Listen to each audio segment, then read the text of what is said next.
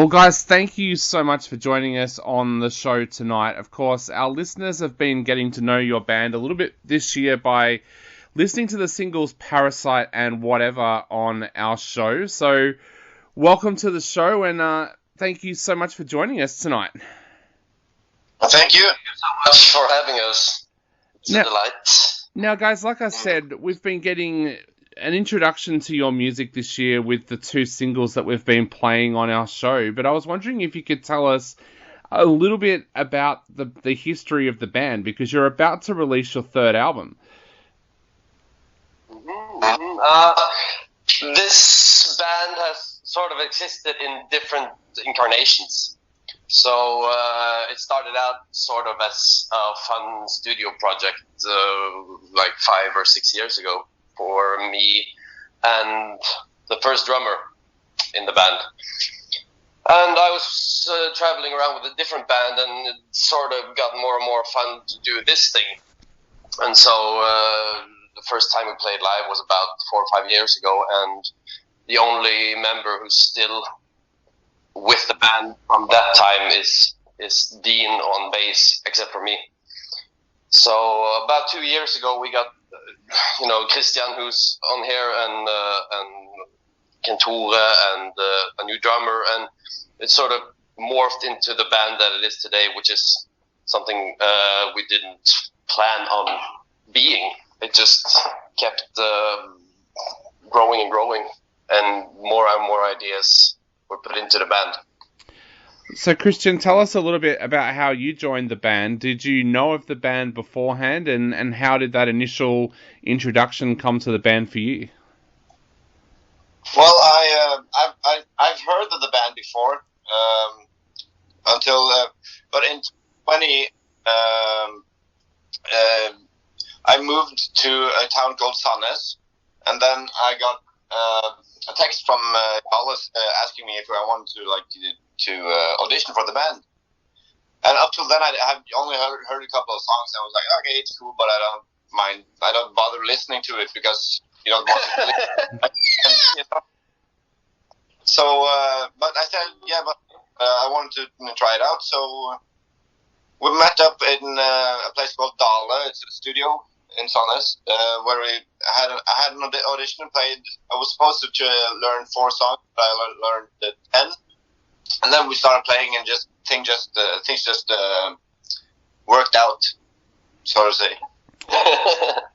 Joe, you mentioned before that the band has become something that it wasn't meant to become. Tell us a little bit about that. What did you set out for the band to be, and how do you describe where the band is at now? Well, if you take our name into consideration, Logfield And Super Skeleton, it's not shooting for the stars, right? It was sort of a joke. The name is a sort of a joke. Our bass player called me Logfield because that's basically in translation for my last name into English. So it was just meant to be fun and no rules, and just to try out stuff that we hadn't played before, both me and the drummer I started out with. And it sort of got more and more fun, and suddenly we had our own sound, and the image has kept going. And I always wanted to play in a band where I can try out different things. And in this band, we do everything ourselves. We do our own music videos, we produce our own records, and do our own photos and artwork or whatever.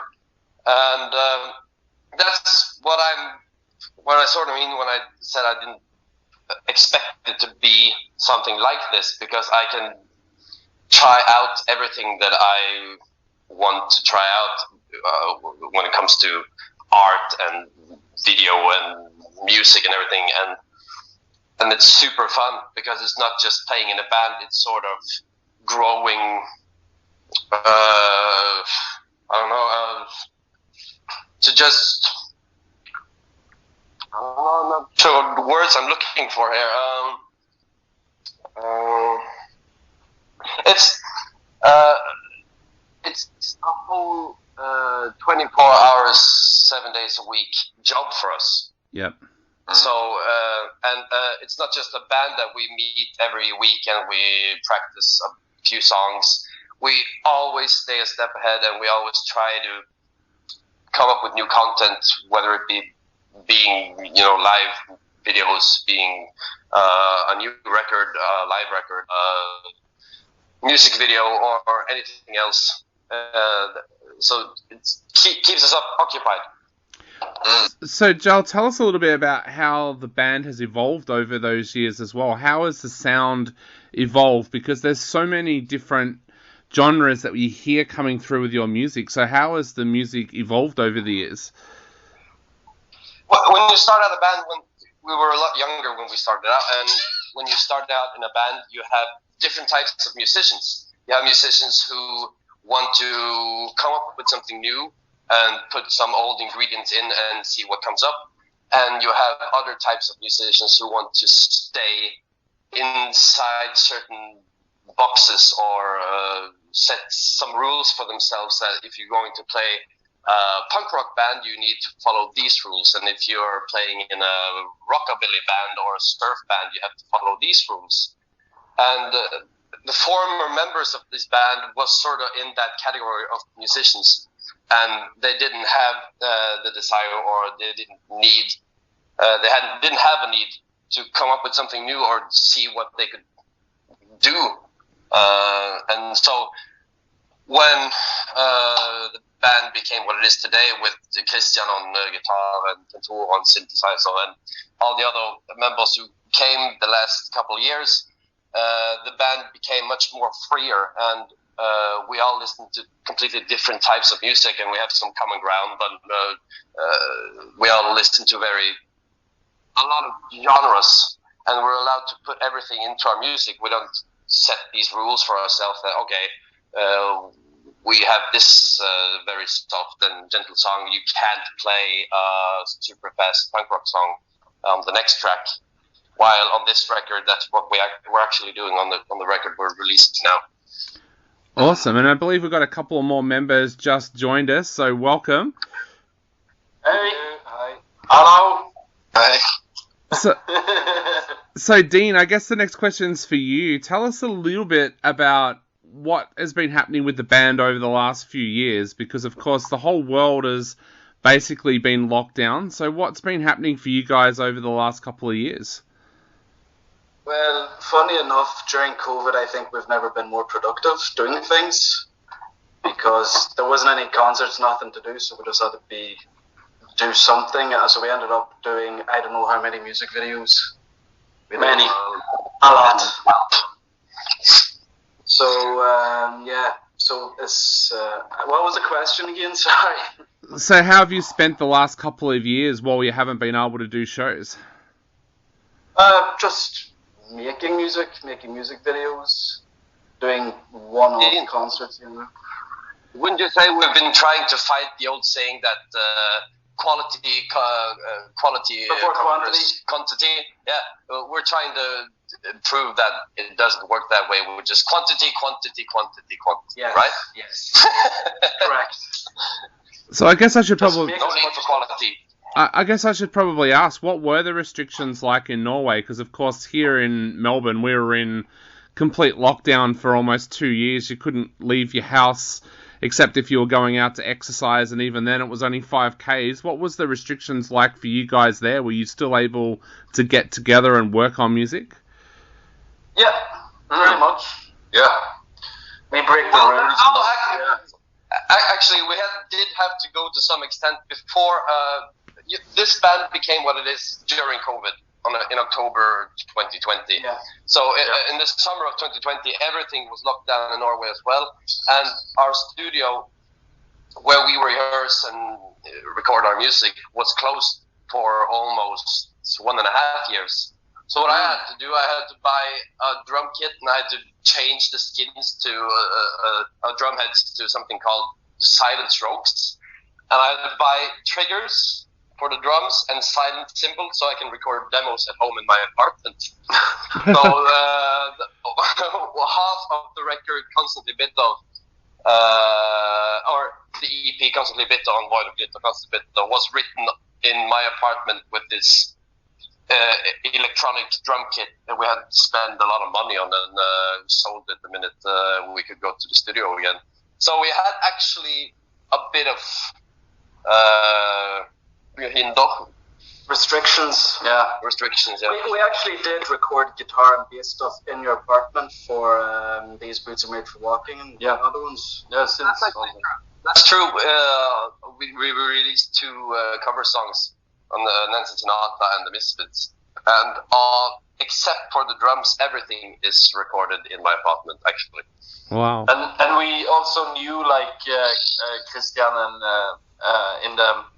with the studio in Dale, so we could use a studio without anyone knowing that we were using a studio, if you know what I mean. It was at a mental asylum, so it was really cozy. Yeah. We went out under the radar, you could say. Yeah. So, Christian, tell us about the brand new album. Like I said, we've been playing the 2 singles on our show and been getting great feedback. Are they a good example of what we can expect on the album? And, what can we expect to hear on the album? Well, I would say that the singles that we have released from this album is or at least the ones that you're talking about, they are kind of on the other spectrum of the variety of the width of this album. Yeah, the moment. We have all from the fast-paced whatever and Parasite type of songs to we have ballad, and then we have some more darker sides of the record. So I think it's a record to look forward to because it's so varied in its content, and it's it takes you on a full ride. The full album. It's we have ballad, we have a really fast-paced, simple punk-like song. We have some chill style songs. We have some dual guitar songs. We have I think we have covered the most in this album. I think it's a pretty solid piece. Awesome. So, Joel, what kind of things were influencing you guys this time when you were working on this album? I have trouble being. I'm having trouble pinning down something that's been influencing us really, because we're so many in the band that we sort of influence each other's, and we sort of take what we already have done in a different direction.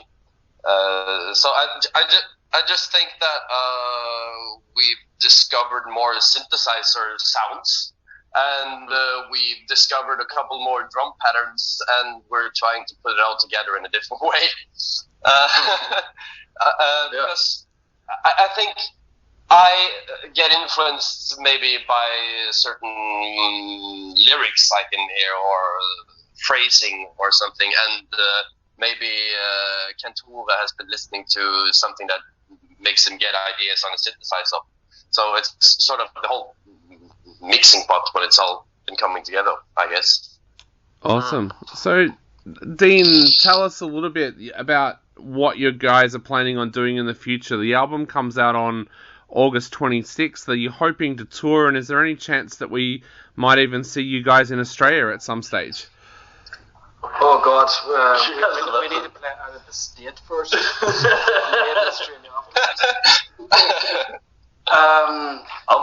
We're going to release the record, and then we're going to be doing, I think it's about 10 gigs or something towards Christmas to support that album.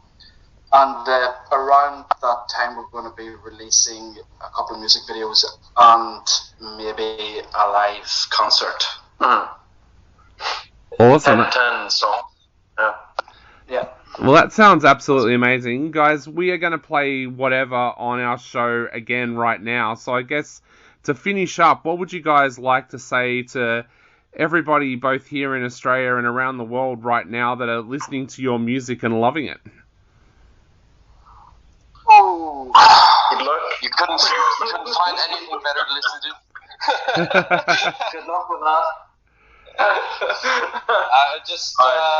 It's mind-blowing to know that people outside of our little town listen to anything we do. Yeah. So being on this computer and talking this shit English to an Australian is pretty bizarre to me. And our goal has never been to be famous or anything. We just need to make this music, and we get pretty difficult to be around if we can't do that, and that somebody actually listens to it as well. And as far away as Australia, I don't think you can get much farther away than that. It's pretty humbling and flattering. And we thank you all so much for listening to us.